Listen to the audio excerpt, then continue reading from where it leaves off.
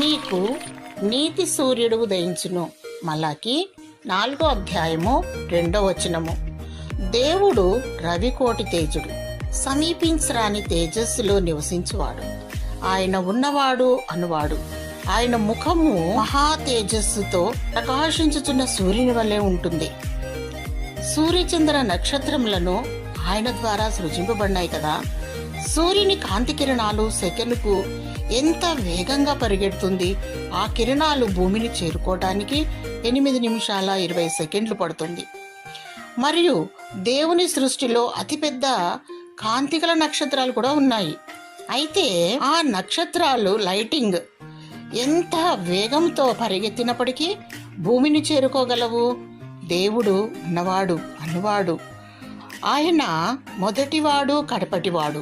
ఆయన గొప్ప దేవుడు. ఆకాశము నా సింహాసనము, భూమి నా పాదపీఠము అని సెలవిచ్చాడు.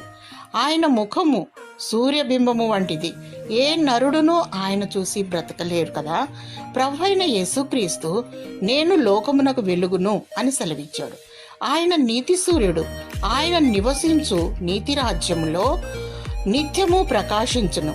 ఆయన సన్నిధిని కాంతిని పొందుకొని నీలో ఉన్న చీకటిని పారద్రోలు. దేవుడు నీకు నిత్యమైన వెలుగుగా ఉండును. నీ దుఃఖ దినములన్నీ సమాప్తమగును. దేవుడు నీకు వెలుగుగా ఉండి నిన్ను నడిపించి ఆశీర్వదించి దీవించునుగాక. ఆమేన్.